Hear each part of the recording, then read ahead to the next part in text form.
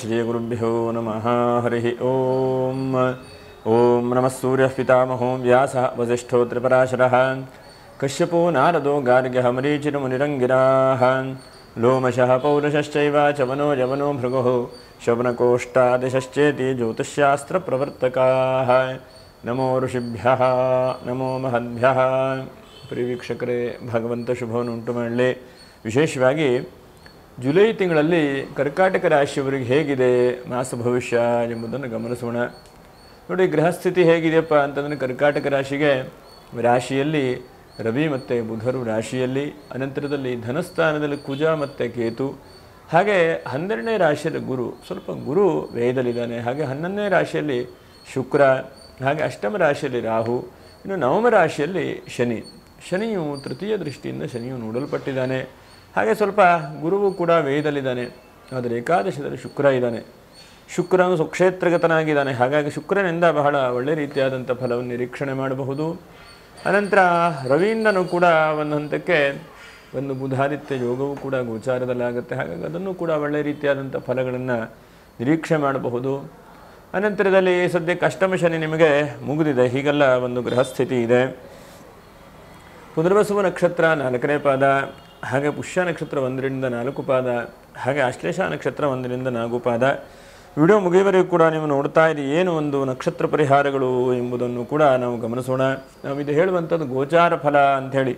ನಿಮ್ಮ ಜಾತಕದ ಮೇಲೆ, ದಶಾಭುಕ್ತಿಗಳ ಮೇಲೆ ಸ್ವಲ್ಪ ಫಲವೂ ಕೂಡ ವ್ಯತ್ಯಾಸವಾಗಬಹುದು.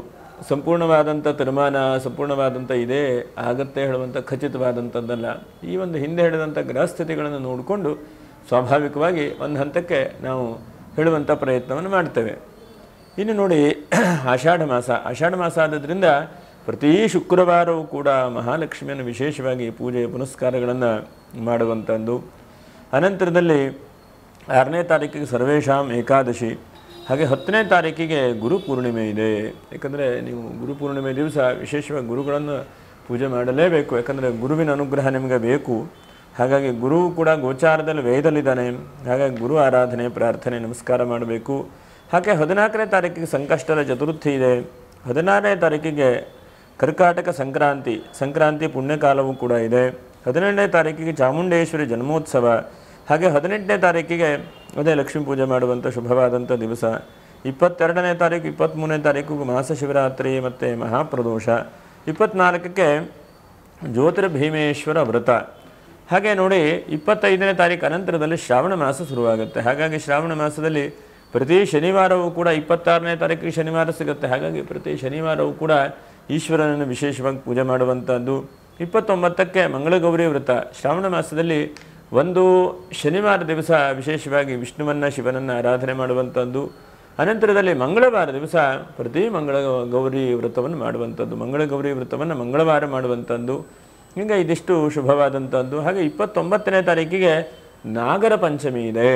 ಹಾಗಾಗಿ ಇದಿಷ್ಟು ಈ ತಿಂಗಳಲ್ಲಿ ವಿಶೇಷವಾದಂತಹ ಫಲ ಕೊಡುವಂಥ ನಿರೀಕ್ಷೆ ಇಟ್ಕೊಳ್ಬೇಕು. ಯಾಕಂದರೆ ಶುಭವಾದಂಥ ಒಂದು ತಿಂಗಳೇ ಅಂತೇಳಿ ಹೇಳಬೇಕು. ಆದರೂ ಕೂಡ ಏನಾದರೂ ಒಂದಂತಕ್ಕೆ ಪೂಜೆ ಪುನಸ್ಕಾರಗಳು ಅವುಗಳನ್ನು ಮಾಡಬೇಕು ಅಂತಂದರೆ 17ನೇ ತಾರೀಕಿಂದ 24ನೇ ತಾರೀಕಿನವರೆಗೆ ಅಷ್ಟೊಂದು ಉತ್ತಮವಾದದ್ದಲ್ಲ. ಯಾಕಂದರೆ ಕರ್ಕಾಟಕ ರಾಶಿಯಲ್ಲಿ ರವಿ ಇರ್ತಾನೆ. ಹಾಗಾಗಿ ಅದಷ್ಟು ಶುಭವಾದದ್ದಲ್ಲ ಎಂಬುದನ್ನು ಕೂಡ ನಾವು ತಿಳ್ಕೊಳ್ಬಹುದು. ಹಾಗೆ ಇನ್ನು ಗಮನಿಸ್ತಾ ಹೋದರೆ ನೋಡಿ, ಫಸ್ಟು ರಾಶಿಯಲ್ಲಿ ರವಿಯಿಂದ ಏನೇನು ಶುಭವಾದಂಥ ಫಲಗಳು ಎಂಬುದನ್ನು ನಿರೀಕ್ಷೆ ಮಾಡೋಣ. ಒಂದನೇದಾಗಿ ನಿಮಗೆ ಬ್ಯಾಂಕಿನ ಸಾಲ ಸೌಲಭ್ಯಗಳು ಬೇಕು ಅಂಥೇಳಿ ಪ್ರಯತ್ನ ಮಾಡ್ತಾ ಇದ್ದರೆ ಆಗುವಂಥ ಸಾಧ್ಯತೆಗಳಿದ್ದಾವೆ. ಅನಂತರದಲ್ಲಿ ಗೌರ್ಮೆಂಟಿನ ಕೆಲಸ ಕಾರ್ಯಗಳನ್ನು ಯಾರ್ಯಾರು ಮಾಡ್ತಾ ಇದ್ದೀರೋ ಈ ರಾಶಿಯವರು ಅಂಥವ್ರಿಗೆ ಹೆಚ್ಚಿನದಾದಂತಹ ಶ್ರೇಯಸ್ಸಾಗುವಂಥದ್ದು. ಅಥವಾ ಏನೋ ಒಂದು ಪ್ರಮೋಷನ್ ಆಗಿ ಹಣ ತಡೆ ಹಿಡ್ಕೊಂಡಿದೆ, ಅಥವಾ ಗೌರ್ಮೆಂಟಿಂದ ರಿಟೈರ್ಡ್ ಆದಂಥ ಹಣ ಬರಬೇಕು, ಇಂಥದ್ದೆಲ್ಲ ನಿಮ್ಮ ಕಡೆಗೆ ವಾಲುವಂಥದ್ದು, ನಿಮ್ಮ ಕಡೆಗೆ ಬರುವಂಥ ಸಾಧ್ಯತೆಗಳಿದ್ದಾವೆ. ಹಾಗಾಗಿ ಈ ಒಂದು ತಿಂಗಳಲ್ಲಿ ಏನೇನು ನೀವು ಪ್ರಯತ್ನವನ್ನು ಮಾಡ್ತಿರೋ ಗೌರ್ಮೆಂಟ್ ಕೆಲಸ ಕಾರ್ಯಕ್ಕೆ ಅವೆಲ್ಲವೂ ಕೂಡ ಸಫಲವಾಗ್ತದೆ ಅಂತೇಳಿ ಹೇಳಬಹುದು. ಹಾಗೆ ಎರಡನೇದಾಗಿ ನಿಮ್ಮ ಆರೋಗ್ಯ ಸ್ವಲ್ಪ ಚೇತರಿಕೆ ಆಗುವಂಥ ಸಾಧ್ಯತೆಗಳಿದೆ. ಯಾಕಂದರೆ ನಿಮಗೆ ಸ್ವಲ್ಪ ಮೈಂಡಿಗೆ ಸ್ವಲ್ಪ ಒತ್ತಡ ಇದ್ದಂಥದ್ದು, ಮತ್ತು ಹಣಕಾಸಿನಲ್ಲಿ ತುಂಬ ಒಂಥರ ಒದ್ದಾಟ ಆಗುವಂಥದ್ದು, ಮೇಲೆ ಕೆಳಗೆ 15 ದಿವಸ ಚೆನ್ನಾಗಿ ಬಿಸ್ನೆಸ್ ಇದ್ದರೆ 15 ದಿವಸ ಚೆನ್ನಾಗಿ ಬಿಸ್ನೆಸ್ ಇಲ್ಲ. ಅನಂತರ ಎಲ್ಲೋ ಒಂದು ಕಡೆಗೆ ಹೋಗಿ ದುಡ್ಡನ್ನು ಯಾರೋ ಒಂದು ಒಳ್ಳೆಯದಾಗಲಿ ಅಂಥೇಳಿ ನೀವು ಉಪಕಾರ ಮಾಡಿ ಅವರಿಗೆ ದುಡ್ಡು ಕೊಟ್ಟು ಅನಂತರ ಸಿಕ್ಕಾಕ್ಕೊಂಡು ತುಂಬ ಒದ್ದಾಡುವಂತಹ ಒಂದು ಅವಸ್ಥೆಗಳಲ್ಲಿದ್ದೀರಿ ನೀವು. ಹಾಗಾಗಿ ಇದೆಲ್ಲ ಸ್ವಲ್ಪ ಬದಲಾವಣೆ ಕಡೆಗೆ ಬರುವಂಥ ಚಾನ್ಸಸ್ ಇದೆ. ರವಿ ರಾಶಿಯಲ್ಲಿ ಬಂದಾಗ ಧನಾಧಿಪತಿ ಆಗ್ತಾನೆ. ಮತ್ತು ರವಿಯು ಯಾವಾಗ ಈ ಒಂದು ಕರ್ಕಾಟಕ ರಾಶಿಗೆ ಬರ್ತಾನೋ ಆವಾಗ ಆದಷ್ಟು ರವಿ ನಿಮ್ಮಲ್ಲಿರುವಂತಹ ಒಂದು 5-6 ಬದಲಾವಣೆ ಮಾಡಿ ಹೋಗ್ತಾನೆ. ಒಂದನೇದಾಗಿ ರವಿ ರಾಶಿಗೆ ಬಂದ ತಕ್ಷಣವೇ ಸಮಯ ಸ್ಫೂರ್ತಿ ಅಂತೇಳಿ ಹೇಳ್ತೇವೆ. ಸಮಯವನ್ನು ಹಾಳು ಮಾಡದೇ ಇದ್ದ ಹಾಗೆ ಇದ್ದಂತಹ ಸಮಯದಲ್ಲಿ ಆದಷ್ಟು ಪ್ರಾಮಾಣಿಕವಾದಂತಹ ಒಂದು ಬದಲಾವಣೆಯೋ ಪ್ರಯತ್ನವನ್ನು ಆ ರವಿ ಉಂಟು ಮಾಡ್ತಾನೆ. ಹಾಗೆ ಎರಡನೇದಾಗಿ ಎಲ್ಲೇನು ಹಣಕಾಸು ನೀವಿದ್ದಲು ಬರಬೇಕು. ಯಾಕಂದರೆ ಎಷ್ಟೋ ಸಲ ಬಹಳ ವಿಶಾಲವಾದಂಥ ಹೃದಯವುಳ್ಳವರು ಕರ್ಕಾಟಕ ರಾಶಿಯವರು ಅಲ್ವಾ. ಎಲ್ಲರಿಗೂ ಧಾರಾಳವಾಗಿ ಕೊಡುವಂಥದ್ದು, ಕೊಟ್ಟದ್ದು ದುಡ್ಡನ್ನು ಕೇಳದೇ ಇರುವಂಥ ವ್ಯಕ್ತಿಗಳು ನೀವು. ಹಾಗಾಗಿ ಏನಾಗತ್ತಪ್ಪ ಅಂತಂದರೆ ಎಷ್ಟೋ ಸಲ ದುಡ್ಡನ್ನು ನಾವು ಲೆಕ್ಕ ಮಾಡೋದು ಏನಕ್ಕೆ ಅಂತಂದರೆ ಲೆಕ್ಕ ಇಟ್ಕೊಳ್ಬೇಕು ಅಂತ. ನೀವು ಲೆಕ್ಕ ಮಾಡೋದನ್ನು ಸ್ವಲ್ಪ ಕಡಿಮೆ ಆಗಿರ್ತೀರಿ. ಹಾಗಾಗಿ ನಿಮಗೆ ಹಿಂದೆ ಕೊಟ್ಟಂಥ ಹಣಕಾಸನ್ನು ರವಿ ಮರಳಿ ಬರುವ ಹಾಗೆ ಮಾಡ್ತಾನೆ. ಯಾಕಂದರೆ ಕೊಡುವಾಗೂ ಲೆಕ್ಕ ಇರಬೇಕು, ವಾಪಸ್ ತೆಗೆದುಕೊಳ್ಳುವಾಗೂ ಲೆಕ್ಕ ಇರಬೇಕು. ಅದು ಬಹಳ ಉತ್ತಮವಾದಂಥದ್ದು. ಹಾಗೆ ಮೂರನೇದಾಗಿ ರವಿಯಿಂದ ನೀವು ಬಹಳ ಮುಖ್ಯವಾಗಿ ನಿರೀಕ್ಷೆ ಮಾಡುವಂಥದ್ದು ಆತ್ಮಕಾರಕ. ನಿಮ್ಮ ಸ್ಥೈರ್ಯ, ನಿಮ್ಮ ಒಂದು ಬದಲಾವಣೆಗಳು ಅದು ಜಾಸ್ತಿ ಆಗ್ತಾ ಹೋಗ್ತದೆ. ಹೊರಗಡೆಯಿಂದ ಯಾವಾಗ ಬದಲಾವಣೆ ಇರುತ್ತೆ ತನಿಗೆ ಮಾಡ್ತಾ ಇರುವಂಥದ್ದು, ಒಳಗಡೆಗೆ ಬದಲಾವಣೆ ಆಗಬೇಕಲ್ಲ. ನಿಜವಾದಂಥ ಬದಲಾವಣೆ ನಮ್ಮ ಮನಸ್ಸಿನಲ್ಲಿ ಒಳಗಡೆಗೆ ಬದಲಾವಣೆ ಆಗುವಂಥ ಸಾಧ್ಯತೆಗಳನ್ನು ಆ ರವಿ ನೀಡ್ತಾನೆ. ಅನಂತರದಲ್ಲಿ ನಿಮ್ಮ ಕುಟುಂಬದಲ್ಲಿ ಯಾರೋ ಒಬ್ಬರಿಗೆ ತೊಂದರೆ ಆಗಿದ್ದರೆ ನೀವು ಹೋಗಿ ಪುನಃ ನೆರವಾಗ್ತೀರಿ, ಅವರಿಗೆ ಸಪೋರ್ಟ್ ಮಾಡ್ತೀರಿ. ತಂದೆ ತಾಯಿಯವರ ಮಹತ್ತರವಾದಂಥ ಆಶೀರ್ವಾದ ನಿಮ್ಮ ಮೇಲೆ ಸಿಗುತ್ತೆ ಅಂತೇಳಿ ಹೇಳಬಹುದು. ಯಾಕಂದರೆ ಈ ತಿಂಗಳಲ್ಲಿ ಹಿರಿಯರ ಆಶೀರ್ವಾದ, ಬುಧಾದಿತ್ಯ ಯೋಗವೂ ಕೂಡ ಆಗುತ್ತೆ ರಾಶಿಯಲ್ಲಿ. ಹಾಗಾಗಿ ಒಂದು ಹಂತಕ್ಕೆ ವಿದ್ಯಾರ್ಥಿಗಳ ಜೀವನದಲ್ಲಿ ಏನು ಓದಬೇಕು, ಏನು ಮಾಡಬೇಕು ಹೇಳುವಂತಹ ತೀರ್ಮಾನ ಸರಿಯಾಗಿ ಇಲ್ಲದೇ ಇದ್ದರೆ ಒಂದು ತೀರ್ಮಾನ ಬರುವಂಥದ್ದು, ಮತ್ತು ದೊಡ್ಡ ದೊಡ್ಡ ಉದ್ಯಮವನ್ನು ಕಟ್ಟಬೇಕು ಹೇಳುವಂತಹ ಕನಸು ನನಸಾಗುವಂಥ ಸಾಧ್ಯತೆಗಳು.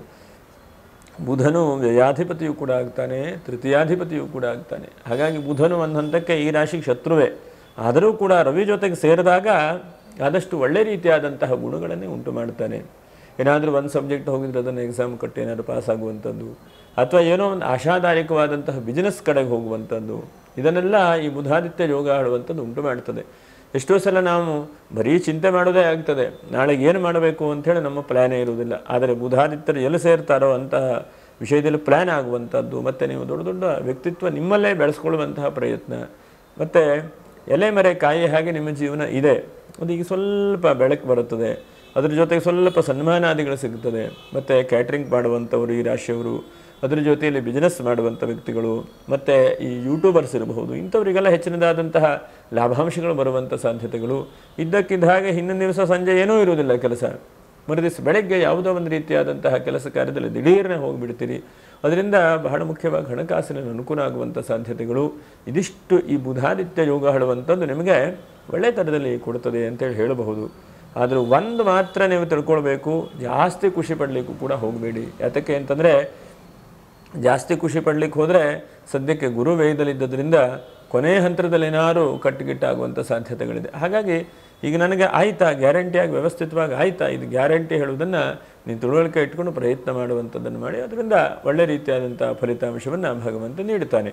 ಇನ್ನು ಎರಡನೇ ರಾಶಿಯ ಕುಜ ಮತ್ತು ಕೇತು, ಭೂಮಿಯ ವ್ಯಾಪಾರ ವ್ಯವಹಾರದಲ್ಲಿ ಅನುಕೂಲತೆಗಳು ಆಗುವಂಥದ್ದು. ಒಂದನೇದು ನೀವು ಏನಾದರೂ ಜಾಗ ಏನಾದರೂ ರಿಜಿಸ್ಟರ್ ಮಾಡಿಕೊಳ್ಬೇಕು ಅಂದರೆ ಆ ವಿಷಯದಲ್ಲಿ ಮುಂದೆ ಹೋಗಬೇಕಾಗಬಹುದು, ಅಥವಾ ಏನಾದರೂ ಬಹಳ ತಿಂಗಳಿಂದ ಜಾಗ ಸೇಲ್ ಮಾಡಬೇಕು ಅಂತಂದರೆ ಆ ವಿಷಯದಲ್ಲಿ ಸ್ವಲ್ಪ ಮುಂದೆ ಹೋಗಿ ಒಳ್ಳೆ ರೀತಿಯಾದಂಥ ಪರಿಣಾಮಗಳು ಬರಬಹುದು. ಈ ರಾಶಿಯ ರಿಯಲ್ ಎಸ್ಟೇಟ್ ಉದ್ಯಮ ಮಾಡ್ತಾ ಇದ್ದಂಥವರಿಗೂ ಕೂಡ ಕುಜನಿಂದ ಒಳ್ಳೆ ರೀತಿಯಾದಂತಹ ಫಲವನ್ನೇ ಕಾಣಬಹುದು. ಮತ್ತು ತೃತೀಯ ರಾಶಿಗೆ ಶನಿಯ ದೃಷ್ಟಿ ಇದೆ. ಹಾಗಾಗಿ ಭ್ರಾತರರಿಂದ ಯಾರೋ ಅಣ್ಣ ತಮ್ಮ ಅಕ್ಕ ತಂಗಿ ಅಂಥವ್ರು ಏನೋ ಒಂದು ಕಿರಿಕಿರಿ ಮಾಡ್ತಾ ಇದ್ದರೆ ಆ ಕಿರಿಕಿರಿ ಎಲ್ಲ ಸರಿ ಹೋಗುವಂಥ ಸಾಧ್ಯತೆಗಳು. ಯಾಕಂದರೆ ಹಿಂದಿನ ಕಾಲದಲ್ಲೂ ಕೂಡ ಭೂಮಿಯ ವ್ಯಾಜ್ಯಗಳು ಬಹಳ ರೀತಿಯಾಗಿ ನಡೀತಾ ಇರ್ತದೆ. ಹಿಂದೆ ನೋಡಿ ಯಾವತ್ತು ನಾವು ಮಹಾಭಾರತ ಕಾಲದಲ್ಲೇ ಕೇಳಿದ್ರೆ ಗೊತ್ತಾಗ್ತದೆ, ಕೌರವರಿಗೆ ಪಾಂಡವರಿಗೆ ಭೂಮಿಯ ಒಂದು ಸೂಜಿ ಮೊನೆ ಊರುವಷ್ಟು ಜಾಗವನ್ನು ಕೂಡ ಕೊಡುವುದಿಲ್ಲ ಅಂಥೇಳಿ ಕೌರವ ಹೇಳ್ತಾನೆ. ಹಾಗಾಗಿ ಈ ಭೂಮಿ ಹೇಳುವಂಥದ್ದೆಲ್ಲ ಋಣಾನುಬಂಧದಿಂದ ಬರಬೇಕು. ಹಾಗಾಗಿ ಕೆಲವೊಂದಷ್ಟು ಋಣ ನಿಮ್ಮ ಜೀವನದಲ್ಲಿ ಜಾಸ್ತಿ ಆಗುವಂಥದ್ದು, ಕೆಲವೊಂದಷ್ಟು ಋಣ ಕಡಿಮೆ ಆಗುವಂಥ ಸಾಧ್ಯತೆಗಳಿದೆ. ಕುಜನ ಎರಡನೇ ರಾಶಿಯಲ್ಲಿದ್ದಾನೆ. ಹಾಗಾಗಿ ಕುಜನಿಂದ ಋಣಗಳು ಕೆಲವೊಂದು ಸಲ ಜಾಸ್ತಿಯೂ ಕೂಡ ಆಗುತ್ತೆ. ಎಷ್ಟೋ ಸಲ ನಾವು ಪ್ರಯತ್ನ ಮಾಡ್ತಾ ಇದ್ರೆ ಮನುಷ್ಯ ಪ್ರಯತ್ನಕ್ಕೆ ಕೆಲವೊಂದು ಫಲ ಕೊಡೋದಿಲ್ಲ. ಯಾಕಂದರೆ ಆ ಒಂದು ಬಗೆಹರಿಯುವಂತಹ ಸಮಯವೂ ಕೂಡ ಬರಬೇಕಾಗುತ್ತೆ. ಹಾಗಾಗಿ ಯಾವ್ಯಾವ ಸಮಯಕ್ಕೆ ಬಗೆಹರಿತದೆ ಹೇಳೋದನ್ನು ನಾವು ಪ್ರಯತ್ನ ಮಾಡ್ತಾ ಇರಬೇಕೇ ಬಿಟ್ಟರೆ ಇನ್ನು 10 ವರ್ಷಕ್ಕೆ 20 ವರ್ಷಕ್ಕೆ ಆಗುತ್ತೆ ಅಂಥೇಳಿ ಯೋಚನೆ ಮಾಡುವಂಥದ್ದನ್ನು. ಹಾಗಾಗಿ ಋಣವು ಕೆಲವೊಂದಕ್ಕೆ ಹರ್ತಾ ಅವನು ಋಣವನ್ನು ಕಟ್ಟು ಮಾಡ್ತಾನೆ, ಕೆಲವೊಂದು ರೀತಿಯಾದಂಥ ಋಣವನ್ನು ಬೆಳೆಸ್ತಾನೆ. ಇದೆಲ್ಲವನ್ನು ಕೂಡ ನಿಮಗೆ ಉಂಟು ಮಾಡ್ತಾನೆ. ಅದೇ ನೀವು ಪ್ರತ್ಯಕ್ಷವಾಗಿ ಅನುಭವಿಸುವಂಥ ಸಾಧ್ಯತೆಗಳಿದೆ. ಇನ್ನು ರಾಹುವಿಂದ ಅಷ್ಟಮದಲ್ಲಿದ್ದಾನೆ. ಹಾಗಾಗಿ ರಾಹು ಅಂತಹ ತೀರ ಕೆಟ್ಟ ಫಲಗಳನ್ನು ಕೊಡಲಿಕ್ಕಿಲ್ಲ. ಆದರೂ ಕೂಡ ಚರ್ಮ ಸಂಬಂಧವಾದಂಥ ತೊಂದರೆ ತಾಪತ್ರೆಗಳು, ಕುಂಭರಾಶಿಯಲ್ಲಿರೋದ್ರಿಂದ ಕಂಠದ ಏನಾದರೂ ತೊಂದರೆ ತಾಪತ್ರೆಗಳಾಗುವಂಥದ್ದು, ಸ್ವಲ್ಪ ಮಲಮೂತ್ರ ವಿಸರ್ಜನೆ ಮಾಡುವಂಥ ಅಂಗಾಂಗಗಳಲ್ಲಿ ಏನಾದರೂ ಸಮಸ್ಯೆ ಬರುವಂಥದ್ದು, ಇದ್ದಕ್ಕಿದ್ದ ಹಾಗೆ ಸ್ವಲ್ಪ ಅಂತ ಗ್ಯಾಸ್ಟ್ರಿಕ್ ಜಾಸ್ತಿ ಆಗುವಂಥ ಸಾಧ್ಯತೆಗಳಿದೆ. ಹಾಗಾಗಿ ನೀವು ಸ್ವಲ್ಪ ಮಟ್ಟಿಗೆ ಏನಾದ್ರು ತೊಂದರೆ ಇದ್ದವಂಥವ್ರು ಔಷಧ ಚಿಕಿತ್ಸೆ ಮಾಡಿಸ್ಕೊಳ್ಳಿ. ಇನ್ನು ಅಷ್ಟಮ ಶನಿಯ ನಿನ್ನ ನವಮಕ್ಕೆ ಶನಿ ಹೋಗಿದ್ದಾನೆ. ಶನಿಯಿಂದ ಒಳ್ಳೆ ಚಿಂತನೆ ಮಾಡಬೇಕು. ಶನೇಶ್ವರನು ಯಾವತ್ತೂ ಕೂಡ ಏಕಾದಶಕ್ಕೆ ಶುಕ್ರನ ಮೇಲೆ ದೃಷ್ಟಿ ಇದೆ. ಹಾಗಾಗಿ ಮನೆಯಲ್ಲೇನೋ ಪೇಂಟ್ ಮಾಡುವಂಥದ್ದು, ಮನೆಗೆ ಬೇಕಾದಂಥ ವಸ್ತುವನ್ನು ಖರೀದಿ ಮಾಡುವಂಥದ್ದು, ಅಥವಾ ಒಂದು ಧಾರ್ಮಿಕವಾದಂಥ ಕ್ಷೇತ್ರಗಳಿಗೆ ಹೋಗಿ ಗುರುಗಳನ್ನು, ಮಹಾತ್ಮರನ್ನು, ಸಜ್ಜರನ್ನು ದರ್ಶನ ಮಾಡುವಂಥದ್ದು. ಮತ್ತು ಇದ್ದಕ್ಕಿದ್ದ ಹಾಗೆ ನಿಮ್ಮ ಆತ್ಮಸ್ಥೈರ್ಯ ಬಲಿಷ್ಠವಾಗ್ತದೆ. ಯಾಕಂದರೆ ಅಷ್ಟಮ ಶನಿ ಇದ್ದಾಗ ಕೆಲವೊಂದಷ್ಟು ವಿಷಯದಲ್ಲಿ ದುಃಖ ಪಟ್ಟಿದ್ದೀರಿ. ವಾಹನ ಇರಬಹುದು, ನೀವು ನಂಬಿಕೆ ಇಟ್ಟಂಥ ವ್ಯಕ್ತಿಗಳು ಮೋಸ ಮಾಡಿರ್ತಾರೆ. ಅನಂತರ ಕೆಲವೊಂದಷ್ಟು ವ್ಯಕ್ತಿಗಳನ್ನು ನೀವು ಓಹೋ ಇವರು ಒಳ್ಳೇದು ಮಾಡಬಹುದು ಅಂದ್ಕೊಂಡ್ರೆ ಅವರು ಕೊನೆಯ ಟೈಮ್ನಲ್ಲಿ ಕೈ ಎತ್ತಿರ್ತಾರೆ. ಹಾಗಾಗಿ ನಿಮಗೆ ಈ ಶನಿ ಭಾಗ್ಯಕ್ಕೆ ಬಂದಾಗ ನಿಜವಾದಂಥ ಜೀವನದ ವ್ಯವಸ್ಥೆ ಏನು, ನಿಜವಾಗುವ ಜೀವನದಲ್ಲಿ ನಾವು ಹೇಗೆ ಬೆಳಿಬೇಕು, ಯಾವ ತರಹ ಸಮಯವನ್ನು ಉಪಯೋಗಿಸ್ಕೊಳ್ಬೇಕು, ಇದನ್ನೆಲ್ಲ ಆ ಶನೀಶ್ವರನು ನಿಮಗೆ ಕಲಿಸ್ತಾನೆ. ಮತ್ತು ಹಿಂದೆ ದುಃಖ ಬಂದದ್ರಿಂದ ನಿಮಗೆ ನಿಜವಾದಂಥ ಹಣಕಾಸಿನ ಮೌಲ್ಯ ಅಂತೇಳಿ ಹೇಳ್ತೇವೆ. ಯಾಕಂದರೆ 1 ರೂಪಾಯಿಯೂ ಕೂಡ ಮೌಲ್ಯ ಇದೆ ಇಲ್ಲ ಅಂತಲ್ಲ. ಹಾಗಾಗಿ ಅಂತಹ ನಿಜವಾದಂತಹ ಹಣಕಾಸಿನ ಮೌಲ್ಯವನ್ನು ಶುಕ್ರನು ನಿಮಗೆ ಏಕಾದಶದಲ್ಲಿರುವಂಥ ಶುಕ್ರನು ಕಲಿಸ್ತಾನೆ. ಶುಕ್ರನಿಂದ ಬಹಳಷ್ಟು ನಾವು ಪಾಠ ಕಲಿಬೇಕು. ಯಾಕಂದರೆ ಶುಕ್ರನನ್ನು ನಾವು ದೈತ್ಯಾಚಾರಿ ಅಂತ ಹೇಳ್ತೇವೆ, ದೈತ್ಯರ ಗುರು. ಹಾಗಾಗಿ ಶುಕ್ರನು ಸುಕ್ಷೇತ್ರಗತನಾಗಿದ್ದಾನೆ. ಹಾಗಾಗಿ ನಿಮಗೆಲ್ಲ ಹೊಳೆಯುವಂತಹ ವಸ್ತ್ರಗಳು ಅಥವಾ ಹೊಳೆಯುವಂಥ ಬೆಳ್ಳಿ ಬಂಗಾರಗಳು ಎಲ್ಲ ಕಾಣ್ತದೆ. ಆದರೆ ಜೋಬಲ್ಲಿ ಎಷ್ಟು ದುಡ್ಡಿದೆ ಹೇಳೋ ಒಂದ್ಸಲ ಚಿಂತೆ ಆಗುವಂಗೆ ಆಗ್ತದೆ. ಹಾಗಾಗಿ ಹಣಕಾಸಿನ ಬಗ್ಗೆ ಬಹಳಷ್ಟು ಈ ತಿಂಗಳಲ್ಲಿ ನಿಮಗೆ ಗಮನ ಕೊಡುವ ಹಾಗೆ, ಹಣಕಾಸಿನ ಮುಗ್ಗಟ್ಟು ಬರುವ ಹಾಗೆ, ಹಣಕಾಸು ಜಾಸ್ತಿ ಆಗುವ ಇದು 3 ಕೂಡ ಶುಕ್ರನ ನೀಡುತ್ತಾನೆ. ಶುಕ್ರನೇ ಶನಿಯ ದೃಷ್ಟಿ. ಯಾಕಂದರೆ ಆವಾಗ ನಿಮಗೆ ಓಹೋ ಕೈಯಲ್ಲಿ ಒಂದು 5,000 ರೂಪಾಯಿ ಇದೆಯಪ್ಪ, ಇಷ್ಟು ಖರ್ಚು ಮಾಡಿಬಿಟ್ರೆ ಹೇಗೆ, ನಾಳೆ ದುಡ್ಡಿಲ್ಲ ಏನು ಮಾಡೋದು ಹೇಳುವಂಥದ್ದನ್ನು ಕೂಡ ಶುಕ್ರ ಮತ್ತು ಶನಿಯ ದೃಷ್ಟಿ ಉಂಟು ಮಾಡ್ತದೆ. ಒಟ್ಟಿನಲ್ಲಿ ತಕ್ಕ ಮಟ್ಟಿಗೆ ಹಣಕಾಸು ಬರುತ್ತದೆ. ಆದರೆ ಜಾಸ್ತಿ ಉದ್ಯೋಗದಲ್ಲಿ ಜಾಸ್ತಿಯ ಹೋರಾಟಗಳು, ಉದ್ಯೋಗದಲ್ಲಿ ಜಾಸ್ತಿ ಆದಂಥ ವೃದ್ಧಿಗಳು, ಉದ್ಯೋಗದಲ್ಲಿ ಬಹಳಷ್ಟು ಬೆಟ್ಟದ ಹಾಗೆ ಕನಸು ಕಾಣುವಂಥದ್ದು ಜಾಸ್ತಿ ಆಗುವಂಥ ಸಾಧ್ಯತೆಗಳಿದೆ. ಹಾಗಾಗಿ ಯಾವ್ಯಾವ ಉದ್ಯೋಗ ಇದೆಯೋ, ಪ್ರೈವೇಟ್ ಇರಬಹುದು, ಬಿಸ್ನೆಸ್ ಇರಬಹುದು, ಹಾಗಾಗಿ ಫೋಕಸ್ಸನ್ನು ಜಾಸ್ತಿ ಉದ್ಯೋಗದ ಕಡೆ ಮಾಡಿ. ಯಾಕಂದರೆ ಈ ರಾಶಿಗೆ ದಶಮಾಧಿಪತಿಯು ಆದಂತಹ ಕುಜನು 2ನೇ ರಾಶಿಯಲ್ಲಿ ಬಂದು ಕೂತಿದ್ದಾನೆ. ಹಾಗಾಗಿ ಕುಜನು ಸ್ವಲ್ಪ ಒಳ್ಳೆ ರೀತಿಯಾದಂಥ ಫಲವನ್ನು ಕೊಡಲಿ ಅಂಥೇಳಿ ಕುಜನನ್ನು ಬಹಳ ರೀತಿಯಾಗಿ ನೀವು ಪ್ರಾರ್ಥನೆ ನಮಸ್ಕಾರವನ್ನು ಮಾಡಬೇಕು. ಇನ್ನು ಈ ತಿಂಗಳಲ್ಲಿ ನೋಡಿ 7ನೇ ತಾರೀಕು ಬಹಳ ಪ್ರಶಸ್ತವಾಗಿದೆ ಪೂಜೆ ಪುನಸ್ಕಾರಗಳನ್ನು ಮಾಡಲಿಕ್ಕೆ. ಅನಂತರದಲ್ಲಿ ಇನ್ನು 11ನೇ ತಾರೀಕು ಅಥವಾ 14ನೇ ತಾರೀಕು ಇದೆರಡು ಕೂಡ ಸಾಮಾನ್ಯವಾದಂಥ ಒಂದು ಪೂಜೆ ಪುನಸ್ಕಾರಗಳನ್ನು ಮಾಡಿಕೊಳ್ಳಿ. ಒಟ್ಟಿನಲ್ಲಿ ಕರ್ಕಾಟಕ ರಾಶಿಯವರು ಜೀವನ ಬದಲಾವಣೆಗಳನ್ನು ಬಹಳ ಮುಖ್ಯವಾಗಿ ಕಾಣುವಂಥದ್ದು. ನಿಮ್ಮ ಸಾಧನೆಗಳನ್ನು ಎಲ್ಲ ರೀತಿಯಾಗೂ ಕಾಣುವಂಥ ಸಾಧ್ಯತೆಗಳಿದ್ದಾವೆ. ಒಟ್ಟಿನಲ್ಲಿ ಏನೇನು ನೀವು ಬಿಸ್ನೆಸ್ಸಿನ ಕನಸಿದೆಯೋ ಅದು ಸ್ವಲ್ಪ ಒಳ್ಳೆ ರೀತಿಯಾದಂತಹ ಫಲಿತಾಂಶದ ಕಡೆ ಹೋಗುತ್ತೆ.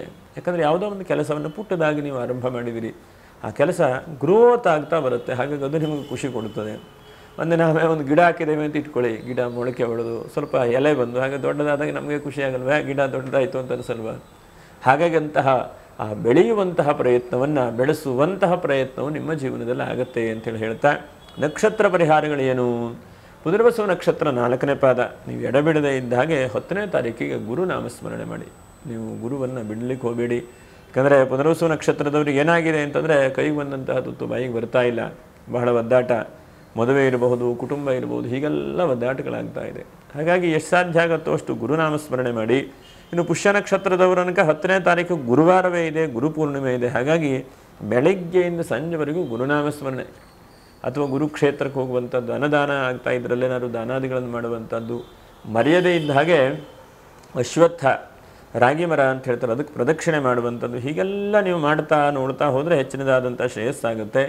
ಇನ್ನು ಅಶ್ಲೇಷ ನಕ್ಷತ್ರದವರು ನೋಡಿ ನಾಗರ ಪಂಚಮಿ ಇದೆ, ಇದು ವರ್ಷಕ್ಕೊಮ್ಮೆ ಸಿಗುತ್ತದೆ ನಿಮಗೆ. ಹಾಗಾಗಿ ಮರ್ಯಾದೆ ಇದ್ದ ಹಾಗೆ ನೀವು 29ನೇ ತಾರೀಕಿಗೆ ಎಷ್ಟಾಗುತ್ತೋ ಅಷ್ಟು ನಾಗನ ಪೂಜೆ ಮಾಡೋದು, ನಾಗನಿಗೆ ನಮಸ್ಕಾರ ಮಾಡೋದು, ನಾಗ ಶಾಂತಿಯಲ್ಲಿ ಮಾಡ್ತಾರಲ್ಲ ಹೋಗಿ ಭಾಗವಹಿಸುವಂಥದ್ದು, ಆದಷ್ಟು ಅನ್ಯಾಹಾರಗಳನ್ನು ಬಿಟ್ಟು ಸಸ್ಯಾಹಾರಗಳನ್ನು ಆದಷ್ಟು ಜಾಸ್ತಿ ಮಾಡಿ, ಅನಂತರದಲ್ಲಿ ಎಷ್ಟು ಸಾಧ್ಯ ಆಗುತ್ತೋ ಅಷ್ಟು ಆ ದಿವಸ ಮಾತ್ರ ನಿಮ್ಗೆ ಅಶ್ಲೇಷ ನಕ್ಷತ್ರದ ಕಷ್ಟದ ಪರಿಹಾರಕ್ಕೆ ನಾಗರನ್ನೇ ಭಕ್ತಿಯಿಂದ ಪೂಜೆ ಪುನಸ್ಕಾರಗಳನ್ನು ಮಾಡಿಕೊಳ್ಬೇಕು.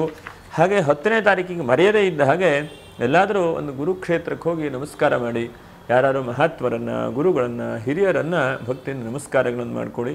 ಇದಿಷ್ಟು ನೀವು ಮಾಡಿ ಕರ್ಕಾಟಕ ರಾಶಿಗೆ ಒಂದು ಜುಲೈ ತಿಂಗಳಲ್ಲಿ ಆದಷ್ಟು ಆತ್ಮಸ್ಥೈರ್ಯವನ್ನು ಜಾಸ್ತಿ ಮಾಡುವಂತಹ ರವಿ ರಾಶಿಗೆ ಬಂದಿದ್ದಾನೆ. ಹಾಗಾಗಿ ಆತ್ಮಸ್ಥೈರ್ಯ ಜಾಸ್ತಿ ಆಗಲಿ ಅಂತ ಹೇಳ್ತಾ ಮುಂದಿನ ವಿಡಿಯೋದಲ್ಲಿ ಭೇಟಿ ಮಾಡೋಣ. ನಮಸ್ಕಾರ. ಲೋಕ ಸಮಸ್ತ ಸುಖಿನೋ ಭವಂತು. ನಮಸ್ಕಾರ.